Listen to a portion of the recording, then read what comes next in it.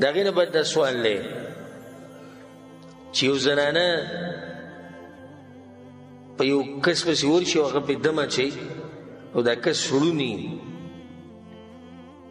نو دا سړی د دې ښځې په سر باندې لاس ایښودی شي او که نه او دغه شان دا ښځه د ده سره یوازې کېناستی شي او که نه الجواب بالله التوفیق هغه ده چې په شریعت کې دا دم اچول دا شتي خو د خپلو شروطو په رڼا کې دغې دپاره خپل شروط دي دا نه چې زموږ په ملکونو کې څوک داسې غریب شي کنه لږ یو به ځان ته دا میلیونه میلیونه غاړې ته واچوي ځان له یو ځای کولاو کړی دا خلک راماتي ناشنا هغه حالات خو الحمدلله زموږ د حق پرستو علماو د پخوانې دا خبرې بیانولې اوازونه بوشي خو چا نه منله اوس دا ویډیوګانې راوتې چې ویې منله هغو ته ویل الله بندګانو داسې کېږي دوی به وایي دا وابیان دي وایي هر شی را باندې ګډوډ کړو اوس یې چې ولیدله اوس یې ومنله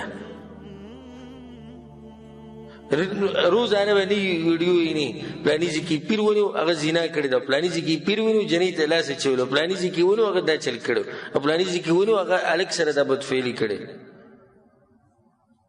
نو هلته اسانه ده به سینټر ځان له کولاو کوم مزي او د دې خلکو یعنی دا مسله د خلکو ته ډېرې راځي او د خلکو هم دا خبرې ډېرې خوښې کوم ځای کې داسې ملا دی کوم ځای کې داسې پیر صاحب دی خصوصا د زنانو ته ځکه چې زنانه په سر دړ لاړ شي هم چا پې څه کړي که په سر یې دړ لاړې به دا به چا څه کړي پلانې راغلی او هغې ما ته وکتو پلانې داسې وکړو دا او اکثر دا زنانه دروغ هم وایي دروغ وایي په ما باندې چا څه کړي دی او ځان دغه کړی به دې لپاره چې څوک مې چیړي نه څوک مې تنګوي نه خو آخرت څه وایي نه او زمونږ ملګري دي علما هلته په ملک کې هغو سره چې کښېنم د هغه ناشنا قیسې راته بیان کړي ناشنا قیسې چې داسې زنانه راشي ځان یې بلکل اچولی او موږ وایو چې دا خطرناکه مسله دی بیا چې پته ولګي هغه ټول دروغ دوکئ نو دا دم شتي په شریعت کې خو د دې خپل شروط دي چې دا مقام د هغې د بیانولو نه دی خو یو پکې دا دی چې کم سړی چې دم اچوي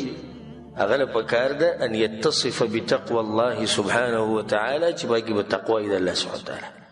یریږي به د الله نه د الله خبرې به مني د څه نه چې الله منع کړی دی هغې نه به ځان بچ ساتي د شیطان په جال کې به نه راځي ځکه چې دا فتنه ده شیطان دته په زړه کې دا واچي دا وسوسې ورته واچي چې نه دا خو د خیر کار په دې طرف په شیطان په ده باندې راشي داسې ډېرې شوي دا قصې شوي نو پکار دا ده چې دا زنانه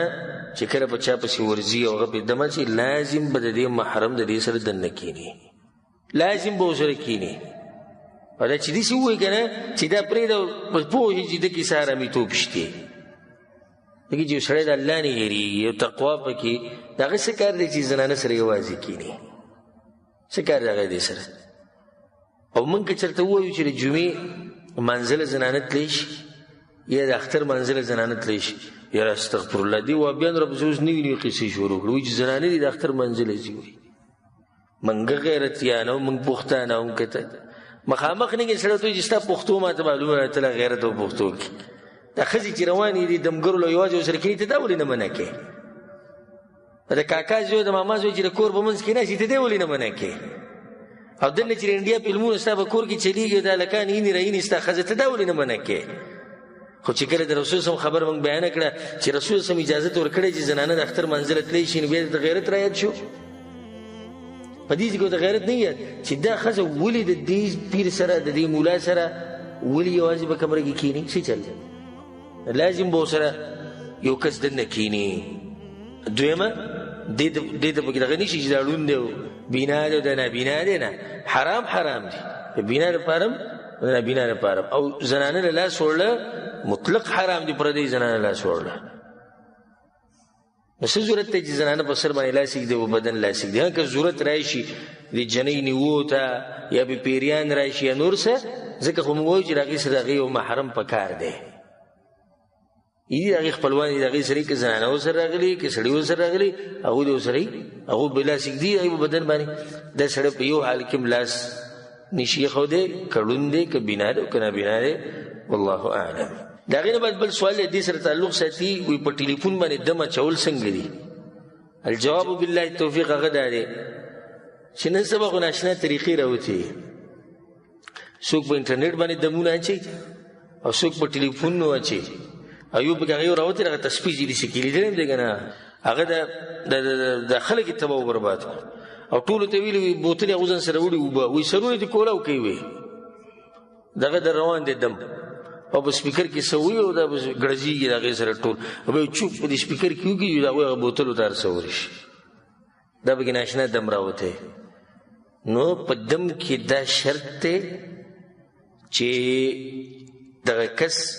به د دې سړي په خوا کې دا څوک چې په دم اچوي او د رسول صلی الله علیه وسلم صحابه کرامو دا نه صاحب چې هغوی لرې نه دمونه اچولي او رسول صلی الله علیه وسلم من احدث فی امرنا هذا ما لیس منه فهو رد څوک چې زموږ په دین کې نوي کارونه راوباسي او په دین کې نه دا مردود کارونه دي والله اعلم